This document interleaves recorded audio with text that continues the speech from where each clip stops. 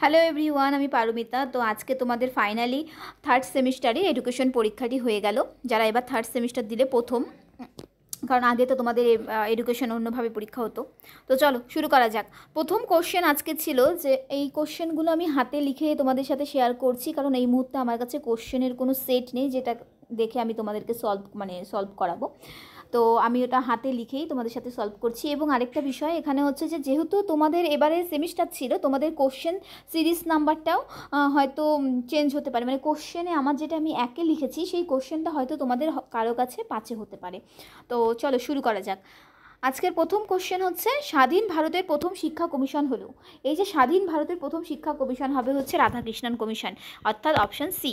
2 নম্বর প্রশ্নে রয়েছে যে কোন কমিশন বহুমুখী বা মাল্টিপারপাস বিদ্যালয় প্রতিষ্ঠা সুপারিশ করেছিল? এটার উত্তর হয়ে যাবে হচ্ছে 2-এর হচ্ছে বি, মুদালিয়ার কমিশন।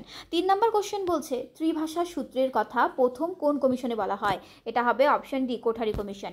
4 নম্বরের প্রশ্নে বলছে শিক্ষা কমিশন 1964-66 প্রস্তাবিত শিক্ষার কাঠামো হচ্ছে বি নাম্বার, অপশন হয়ে যাবে 10+2+3। 5 নম্বরের প্রশ্নে কি বলছে, অপারেশন ব্ল্যাকবোর্ড কার সাথে যুক্ত? অপারেশন ব্ল্যাকবোর্ড হচ্ছে অপশন বি, প্রাথমিক শিক্ষার সাথে।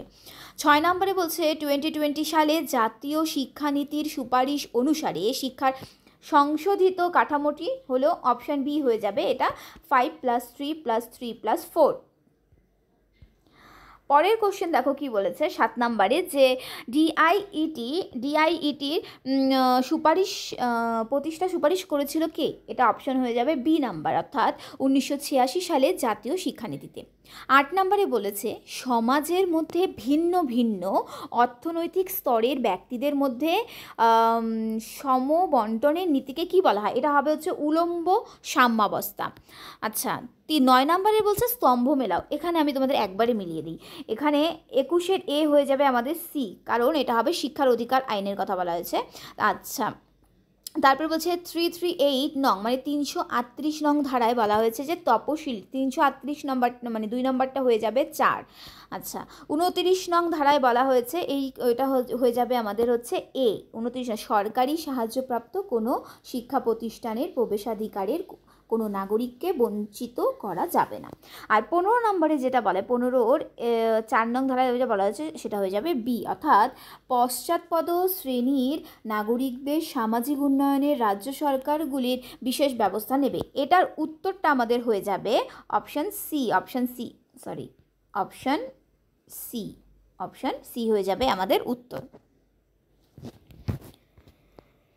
পরে দেখো আজকে কি পরের কোশ্চেনটা কি বলেছে, যে 10 নম্বরে ইডাব্লিউএস শ্রেণীর অন্তর্ভুক্ত হওয়ার জন্য একটি শর্ত হলো পরিবারের বার্ষিক আয় কী করতে হবে? 8 লক্ষ টাকার নিচে হতে হবে।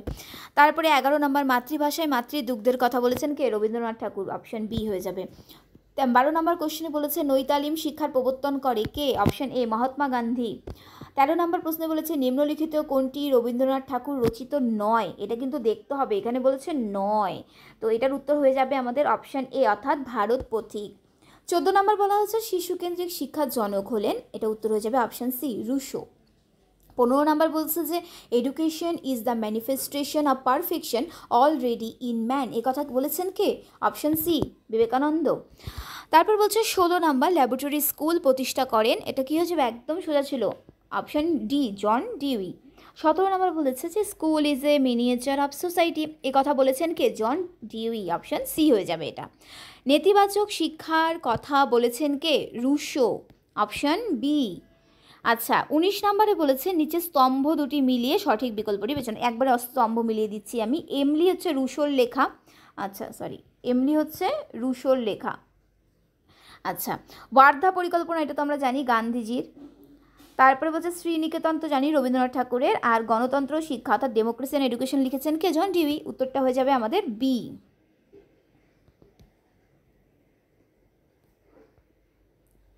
তারপরে কোশ্চেন দেখো কি বলেছে, যে বিশ্বভারতী প্রতিষ্ঠিত হয়, অর্থাৎ 20 নম্বর প্রশ্নে বলা হয়েছে যে বিশ্বভারতী প্রতিষ্ঠিত হয় কত সালে? 1921, উত্তর হয়ে যাবে অপশন এ। তারপর বলছে CWSN এর পূর্ণ রূপ হলো চিলড্রেন উইথ স্পেশাল নিড, উত্তর হয়ে যাবে অপশন বি। 22 বলছে লেখার ক্ষেত্রে স্টাইলাসের সাহায্য নেয় কারা? না, এটা দৃষ্টিহীন শিশুরা, অর্থাৎ উত্তর হয়ে যাবে অপশন বি।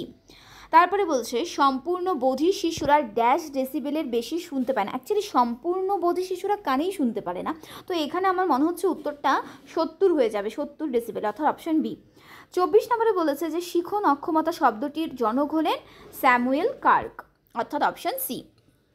25 নম্বরে বলেছে ভারতের প্রথম মুকবধির শিক্ষার্থীদের জন্য বিদ্যালয় কোথায় চালু হয়, উত্তর হয়ে যাবে সি, বোম্বাইয়ে।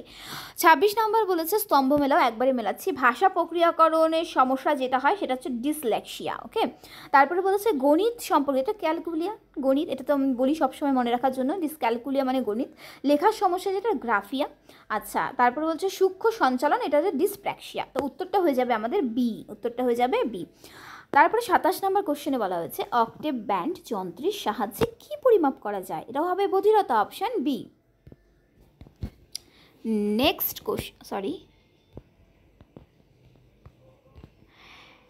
কোশ্চেন দেখো কি বলেছে 28 নম্বর, নিম্নলিখিত কোন বিষয়টি দৃষ্টিহীনদের শিক্ষার ক্ষেত্রে প্রয়োজনীয় নয়, এখানে কিন্তু মনে রাখতে হবে প্রয়োজনীয় নয় বলেছে, তো এক্ষেত্রে দেখো উত্তরটা হয়ে যাবে ডি, ছোট অক্ষরের বই।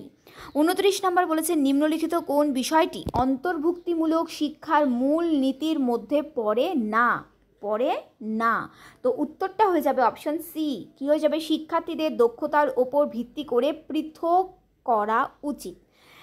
30 নম্বর প্রশ্ন বলছে নিচের কোনটি অটিজমের বৈশিষ্ট্য নয়, কি বলেছে এখানে, অটিজম যে রয়েছে অটিজমের বৈশিষ্ট্য নয় বলেছে, তো উত্তরটা হবে সঞ্চালন দক্ষতার প্রতিবন্ধকতা। 31 নম্বরে বলছে ইউইই এর পূর্ণরূপ কি, এর পূর্ণরূপ হয়ে যাবে ইউনিভার্সালাইজেশন অফ এলিমেন্টারি এডুকেশন, অর্থাৎ বি। 32 নম্বরে বলেছে ডেলার্স কমিশন গঠন করেছিলেন, কে করেছিল, ইউনেস্কো, অপশন এ। 33 বলছে নিচের কোনটি ডেলার্সের রিপোর্টের 4টি স্তম্ভের অন্তর্ভুক্ত নয়, এখানে কিন্তু নয় বলেছে, দেখতে হবে ভালো করে, নয় বলেছে, তো উত্তরটি হয়ে যাবে অপশন বি, সুস্বাস্থ্যের জন্য শিখন, এটা হবে না। 34 নম্বরে বলেছে কোন আন্তর্জাতিক সম্মেলনে এডুকেশন ফর অল কর্মসূচিটি গৃহীত হয়েছিল, উত্তর হয়ে যাবে অপশন সি। নেক্সট কোশ্চেন দেখো কি বলেছে, নেক্সট কোশ্চেন বলেছে 35 নাম্বার, ডেলার্স কমিশনের প্রতিবেদনটির নাম হলো, উত্তরটা কী হবে, এটা একদম সোজা ছিল, শিখন একটি অন্তর্নিহিত সম্পদ, এটা অপশন বি হয়ে যাবে। তারপরে 36-এ বলছে RTE অ্যাক্ট কার্যকরী হয় কবে, কার্যকরী, এটা দেখতে হবে কিন্তু, কার্যকরী হয় হচ্ছে বি নাম্বার অপশন, অর্থাৎ 2010 সালে। বলছে 37 নাম্বার কোশ্চেন ইতিবাচক মনোবিজ্ঞানের জনককে, এটা কিন্তু আমি তোমাদেরকে সাজেশনে দিয়েছিলাম, ইতিবাচক শিক্ষার জনক হচ্ছে মার্টিন সেলিগম্যান, অর্থাৎ সি নাম্বার অপশন হয়ে যাবে। 38 নাম্বার বলছে সেলিগম্যানের, এই যে এখান থেকে আমি বলেছিলাম বারবার যে এখান থেকে একটা কোশ্চেন হওয়ার চান্সেস আছে, তো 38 নাম্বার কোশ্চেনে বলা আছে সেলিগম্যানের প্রেমা মডেলে এ কথাটির অর্থ কী, এটা কী হবে, অ্যাকম্পলিশমেন্ট, অপশন বি। 39 নাম্বার প্রশ্ন বলা হয়েছে নিচের কোনটি ইতিবাচক ব্যক্তির বৈশিষ্ট্য, উত্তর হবে আশা, অর্থাৎ এ নাম্বার অপশন। এবং আজকে লাস্ট কোশ্চেন 40 নাম্বার, সেটা হচ্ছে নিচের কোন বিষয়টি ওয়েল বিং এর উপাদান নয়, এখানে কিন্তু দেখতে হবে কি বলছে, নয়, তাহলে এটার উত্তর হয়ে যাবে ক্রমাগত ভয় এবং উদ্বেগ, অর্থাৎ অপশন ডি। তো এই ছিল তোমাদের আজকের এইচএসের 40টি প্রশ্নের উত্তর। আর যেহেতু আমার কাছে এই প্রশ্নগুলির প্রশ্ন নেই এই মুহূর্তে, আমি বিভিন্ন ওয়েবসাইট এবং বিভিন্ন সাইট থেকে প্রশ্নগুলো দেখে লিখে তোমাদের সাথে শেয়ার করছি, তো আশা করি তোমাদের সবার পরীক্ষা খুব ভালো হয়েছে এবং কোশ্চেন অনেকটাই সোজা ছিল। তোমরা অবশ্যই কমেন্টের মাধ্যমে জানাবে যে তোমাদের কতগুলো অ্যান্সার ঠিক হয়েছে। তো থ্যাংক ইউ ফর ওয়াচিং, আনন্দে থাকবেন, আনন্দে রাখবেন এবং সবসময় পজিটিভ থাকার চেষ্টা করবে, আর বাকি পরীক্ষাগুলো খুব সুন্দরভাবে দেবে। চলো টাটা।